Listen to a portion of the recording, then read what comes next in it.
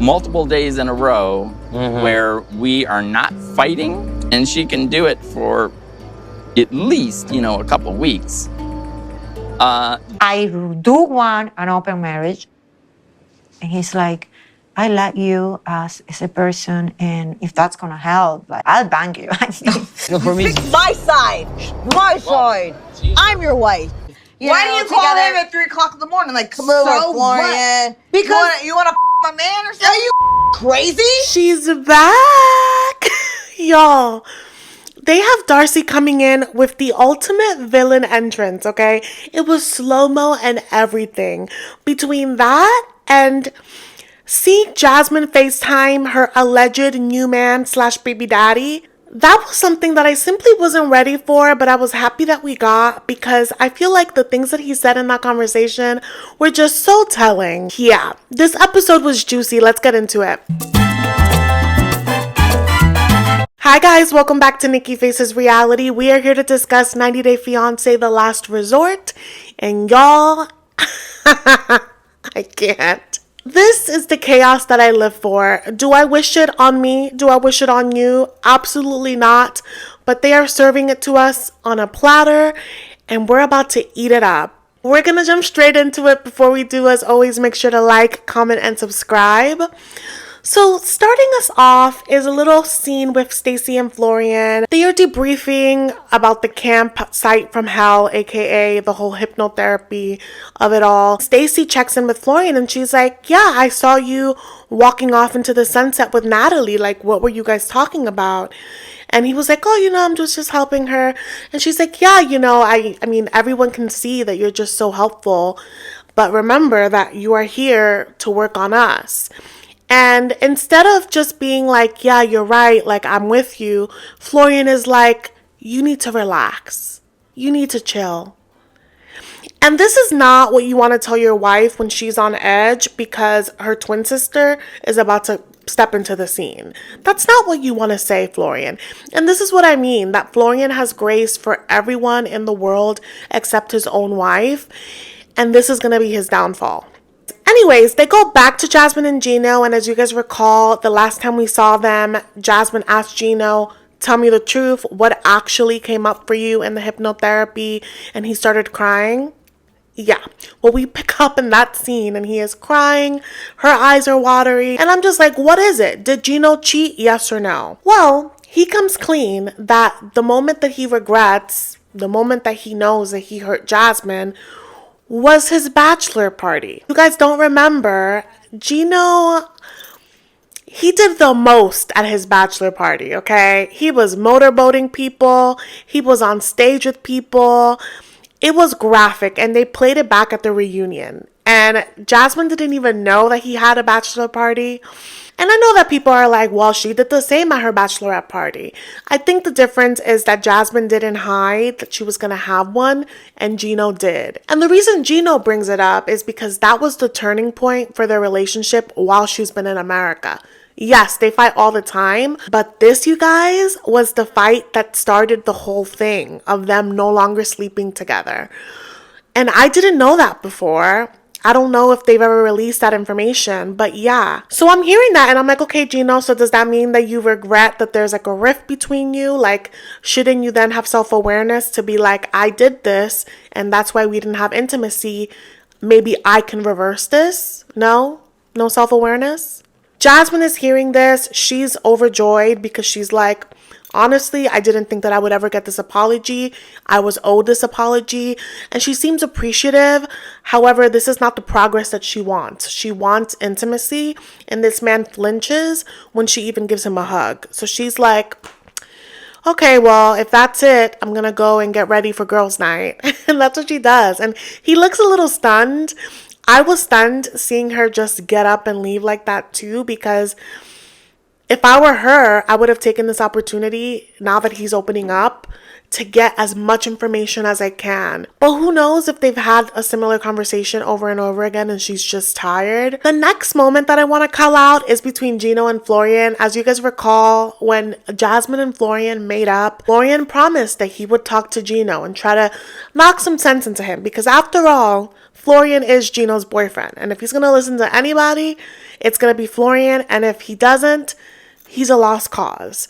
And you guys can probably guess how this conversation went. Florian is telling Gino, Jasmine is willing to change. She just needs you to, give a little more with intimacy. From the start, Gino is on edge. You can see it in his body language. He is so sick of every single person telling him to hook up with his own wife. And he just refuses. And we've heard Gino say over and over again, yeah, I just need her to last a few days without fighting and just have peace, and that'll show me that she's working towards it, and I'll be intimate with her. Well, in this conversation with Florian, he starts saying days and then is like, yeah, at least 3 weeks of no fighting, maybe a month. Florian is looking at him like he has 3 heads.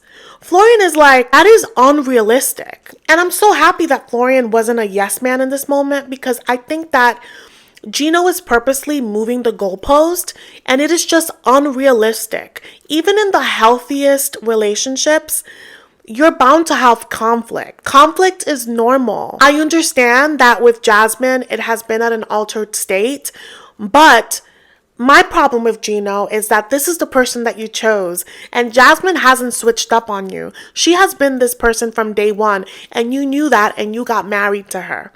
I'm not saying it's okay, but it is the setup and agreement that you made. If anyone is changing in their agreement, it's you. So hearing him say that he needs to see real effort from her, it's definitely a power shift, and I think that is how he wants it. He says that he wants her to not fight for 3 weeks. He wants her to listen to him for 3 weeks, and it's like, she's not a dog. You can't train her. This is your partner. Honestly, I think Gino would be better off with one of those robots. He doesn't want a living, breathing girl. And as Florian is telling him, that is unrealistic, he's like, it is possible, because in my last marriage, we were happy for 7 years. There wasn't bickering like that. And Florian is like, if it was so perfect, then why aren't you with that lady? And Florian is basically like, I'm starting to realize that Gino is the problem. It isn't Jasmine. And I disagree. I think that Jasmine is a problem, and so is Gino in their respective ways. I think that Jasmine was just so terrible for so long that Gino, for some reason, tricked himself into putting up with it apart. I don't know what he thought that he could do when she was in America, but I feel like every grievance that he had, instead of communicating it in a healthy way and nipping it in the bud, I feel like is getting payback for everything now. And Florian is like, listen, she brought up open marriage. And Gino's like, yeah, she's threatening me. That was a threat. And here's the thing, Gino. I don't think threatening your partner is healthy. But I also feel like in the same breath, you are pushing her into the arms of another. And I would take that threat very seriously, because she has someone waiting in the wings. Florian is really flabbergasted, and he's just like, Gino, do you love her? Would you die for Jasmine? And Gino's like, yeah, of course. Florian's like, okay, if you're willing to die for her, why wouldn't you be willing to sleep with her? And at this point, Gino's done with the conversation, and he's like, listen, you have your reasons to do things, I have mine. You want a drink? And then he just gets up. And Florian is just like, whoa, Gino is just so far gone. He has no idea just how close he is to being a solo dolo guy. He's about to get his wish. He doesn't want Jasmine to touch him. Jasmine's this close to no longer thinking about him. We see Jasmine and Julia head to Stacey's suite. And, they're drinking champagne. They're having girls' night before they meet the guys for dinner. And they're all trying to check in. And Stacey asks Jasmine how it was sleeping with Gino in a tent. Because, like I said, they haven't been sleeping in the same space. Even in their hotel suite, one is in the couch, one is in the bedroom. They haven't been in the same bed for 9 months. So sharing a tent is a lot. And I think Stacey thought that something would happen, that they would be inspired. But Jasmine's like, girl, no, nothing happened. And to that, Julia's like, I have something to tell you. Brandon asked Gino, what is it going to take for him to sleep with you? And Gino apparently told Brandon that even if Jasmine behaves, Gino has no interest in sleeping with her. I honestly feel like Gino is hiding something dark because there's no other explanation. He's clearly still a sexual being. He just wants nothing to do with Jasmine. And Jasmine is red in the face in this moment because she's like, yeah, like he keeps giving different reasons to everyone and there is nothing that I could do. And she's here giving the performance of her life. And I say that because she's like, I love Gino. I don't want to leave him. But that is why I want the open relationship. Because I don't want to let go of our love. But I won't give up sex in a marriage. I'm like, Jasmine, I do believe that Jasmine loves Gino. I just don't think that she's in love with him anymore. And this show is the perfect time to like soft launch the possibility of her being with someone. And she's like, you know what? And this is why I think the only way to save my marriage is to have an open relationship. And I have someone in mind. It's my friend Matt, who I met at the gym, and we're just friends. And he's just so respectful because, he hasn't taken advantage of my vulnerability. But he did say that if I want to hook up with him, he will bang me. Does Jasmine think that we're idiots? Like, what? And all of this is just a mess because I feel terribly bad for her. She's been dealing with rejection for 9 months and 0 physical intimacy because allegedly, I feel like at this point she was already with Matt. But her words on this show, she has dealt with 9 months of rejection. It's been dry, no action. So I feel for her in that sense. But at the same time, Jasmine, you are not in an open relationship. Gino has not consented to it. And whether you like to admit it or not, at this point, you are emotionally cheating. So on top of you emotionally cheating, you are now triangulating Stacey and Julia into your mess. They are now complicit of these crimes. So it is just a mess. And she shows them a picture and they're like, oh my God, like this is the biggest smile that we have seen you. You don't even smile like that with Gino. Y'all, this is her and her friend. Why are y'all romanticizing this? She is married. Like these people are at marriage counseling resorts. And they're here like encouraging this lady to cheat. Because as long as Gino doesn't consent to this, she is cheating. And Gino doesn't even know about Matt's existence. So the layers of deceit are just like everyone is so messed up in this situation. So Julia and Stacey are acting like little schoolgirls. And they're like, call him, call him. He comes on the screen, big old smile, happy to have some camera time. The girls are like, so you know she's married. What do you want? And he's like, well, I want her to be happy. And she knows if she needs me, she knows where to find me. The whole time Jasmine is red, flustered, because she obviously is into this man. And she's like, yeah, I confessed to them, our agreement. And y'all, he's loving this, but then Jasmine's like, oh, I'm so sorry that I called you like that, like you weren't unprepared. And he's like, it's fine, like at least I have a shirt this time. Meaning they FaceTime often, and often he is dressed inappropriately just for her eyes. This is not okay. This is so messy. I didn't watch Between the Sheets before I recorded this video, but I cannot wait to watch people's reactions to it because it is just so blatantly like a cheating situation. And it's funny because Jasmine is the main one always calling people out on their cheating, on their indiscretions. Meanwhile, she has a whole relationship on the side. TLC and Jasmine just finished soft launching Matt on one episode, only to announce her pregnancy officially to the masses. So a few things. The elephant in the room is that it appears that all the alleged rumors about how she met Matt and when she got with Matt, I'm afraid they were true. That means she was cheating on Gino long before she actually left him. And I just think it is absolutely bananas that on the show she's still married to Gino, but in the real world she's already, has her new family. And on one end, I'm always going to be happy for someone's blessing. I'm always going to be happy if this is her form of happy ending, but I'm not a fan of blurry timelines. And Whether you like Gino or not, I specifically do not like their relationship. I think that it was toxic from the beginning. But whether or not that's true, whether or not you agree, there was infidelity involved in this. And it makes this announcement a little icky, especially because I now have so many questions. Like, when did Gino find out about this? I've heard some rumors that she's going to announce the pregnancy to the cast at the tell-all for The Last Resort. So now I'm like more curious than ever to see how that's going to go down, because I'm seeing some people reacting to it in the comments, former cast members, and not everyone is happy about this announcement. I am more than anything just in complete shock. I would love to know your thoughts. And here I'm going to be posting the photo so you guys can see. I mean, I guess she announced it now because she can't hide it. I mean, she would have to literally never leave her house. She's fully popped.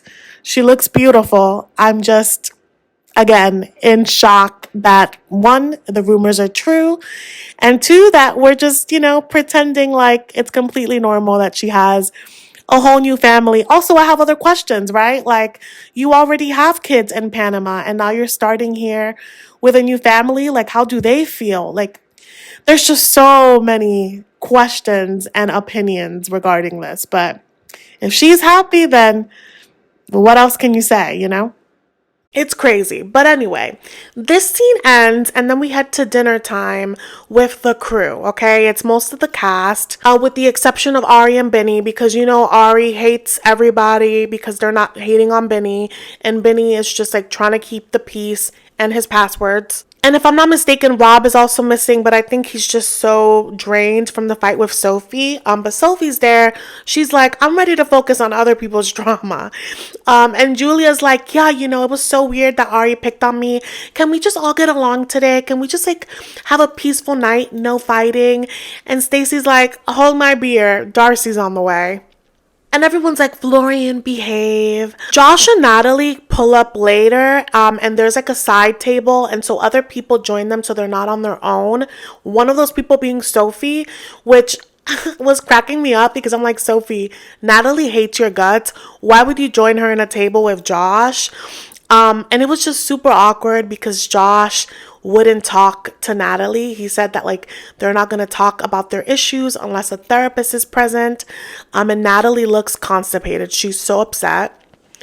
But then back at the table with Stacey, Florian, Jasmine, and Gino, Stacey's just like, I just need you to remember to have my back. I feel like you're a little too close to my sister.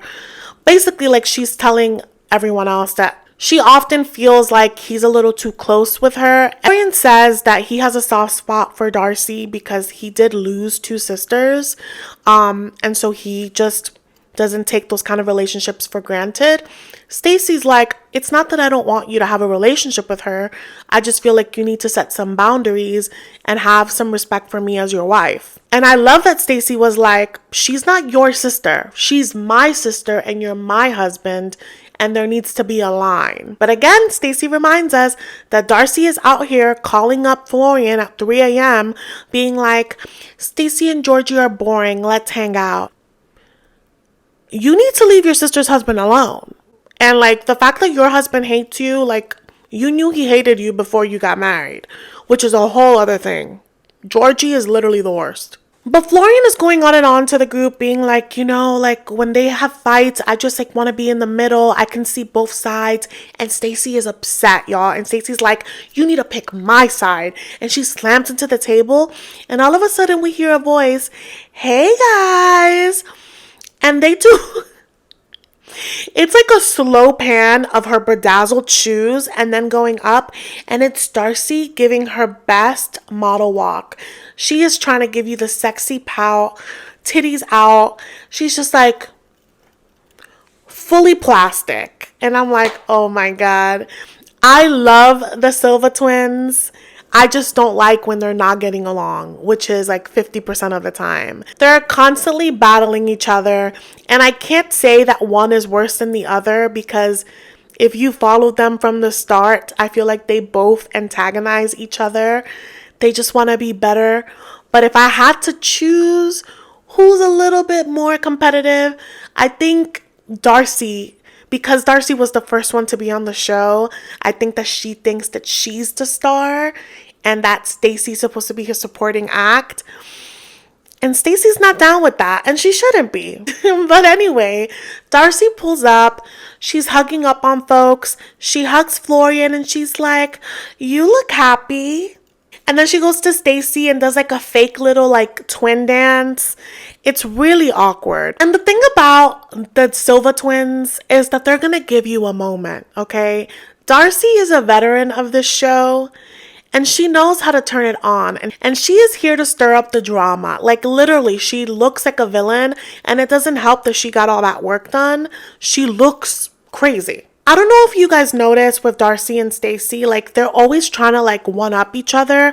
Even when they hug each other, they're like checking each other out to see like whose outfit is better. And so it's always that. And so like they're seated at this table, and I don't know what happened, but Darcey's like, "Yeah, well, I'm older, 7 minutes." And it was like really uncalled for. And there's a lot of that. There's a moment where Darcey's like, "Well, you know, technically Florian hopped into my DMs first." And Stacey's like, "That's not true. Like, don't make it seem like something that it's not." Apparently, Stacey made it a point to not tell Florian that she was a twin when they started dating, which I don't know how he didn't know that, because I feel like that is their brand. I don't know how that happened, but apparently she didn't tell him she was a twin. So I guess he thought that Darcey's Instagram was Stacey's second Instagram, and he just started like liking pics. It never got inappropriate in the DMs. So again, this is a situation where I'm like, Darcey, why are you starting up shit? But then again, she may be doing it for the cameras. Immediately though, it's super uncomfortable because Stacey's like, "Oh, did you want to hook up with her? Were you sexually attracted to her?" And Florian's like, "Stacey." And Darcey is like acting like, you know, she didn't start any drama. But Stacey though, I get that Stacey's on edge and pissed, but mama has had one too many drinks, okay? She is saucy. And as Darcey says, sassy Stacey was out to play and she was calling people out. So then Julia takes the opportunity to ask Darcey, like, "Who do you think Florian should put first between you and Stacey?" And Darcey's like, "Oh, well, of course, his wife." And Jasmine's like, "Well, he couldn't decide between you two." And Darcey then is like, "Well, yeah, he hangs out with me because Stacey's a Debbie Downer." And you could see that Stacey wanted to like smack up her sister at this moment, and she was about to tell her like, "I know what you said. You told Florian that he should leave me." But before she could get those words out, she's like, "You know what? I'm gonna go. I'm gonna go lay down." And everyone's like, "Where are you going? Like, don't do that." Darcey's like, "Really, Stacey? Like, why don't you just tell me?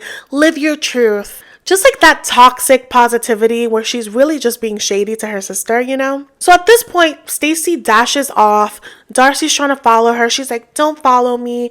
They're both walking. Florian is trailing them. Darcey is just behind antagonizing Stacey, calling her a baby, calling her disrespectful for just walking off dinner. And it's like, this is what you guys do. But anyway, they barge into the room. Stacey is drunk, honey. She is cursing Darcey out, and Darcey's like, "This isn't a good look for you." And I just wish that Darcey would not say that while she looks permanently evil. And so the thing with these sisters is that like, when they're at war, they are vicious to each other, you know? And Darcey's like, "Don't blame me for your unhappy marriage." And Stacey's like, "You are unhappy in your own marriage, and that is why you keep bothering my husband and trying to like cause a rift between us. Like, stay over there." And again, you guys, I have to remind you, Georgie is in fact the worst. And when I heard that Darcey and him got married, I could not believe it. That man does not like her. He tolerates her because she is his sugar mama. He does not love her. So I think what's happening is that Darcey is deeply unfulfilled in that marriage, deeply depressed. Florian is a fun guy. She likes to have him as her party mate, but she's not taking into account that this is hurting her sister because Darcey is very, very self-centered. So Stacey puts Florian on the spot and she's like, Florian, tell Darcey what you told me she told you. And Florian is like, yeah, you told me that I'm better off single. To which Darcey's like, I don't remember saying that. And then immediately is like, oh, well, I must have said that when you and I were beefing. So which one is it, Darcey? Which one is it? Did you say it or did you not?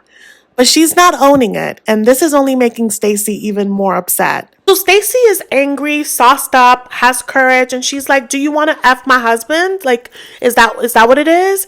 To which Darcey is so offended. She's like, that is my brother-in-law. How could you say that? I'm married. How dare you? Stacey's like, yeah, you're married and you're unhappy. So, like, are you trying to get with my man? Darcey makes a dramatic exit. To which Stacey and Florian are just looking at each other. And she's like, so answer me. Do you wish to be single, like she said? And Florian's like, please, Stacey, like, come on. And she's like, because I do. I think about it sometimes. And Florian is just so, like, done. She's like, I want to be clear. You didn't marry two people. You married me. And Florian is yelling at her, enough, enough. And she just, like, walks off and goes to bed. And again, this is a moment where Florian, this is an opportunity for you to affirm your wife. And instead, you just, like, cut her off. You don't want to hear it. And before Darcey left, Stacey told her, like, I'm happiest when you're not around. And Darcey's like, be careful what you wish for, like something like that. And like they can say that all day long. They are so loyal to each other. Their father would never let them be, apart. But they need help. They should have been in therapy as children, personal opinion. But yeah, they need it. They need it now more than ever. Because it really is not a good look to be in constant competition with your sister. Like, to constantly feel like she is the person that you have to protect yourself from. And also the lack of boundaries in their relationships. Because it does bleed into everything. Darcey ain't going nowhere. She's here walking out of this room. But she's not walking out of this camera time. So we will definitely be seeing more of them. But that's the end of this recap, you guys. Let me know your thoughts in the comments. I will be behind in the next few videos because I'm going on vacation for my birthday. My birthday is February 22nd. I haven't taken a break from YouTube since I started. I'm going to be gone for a little under 2 weeks.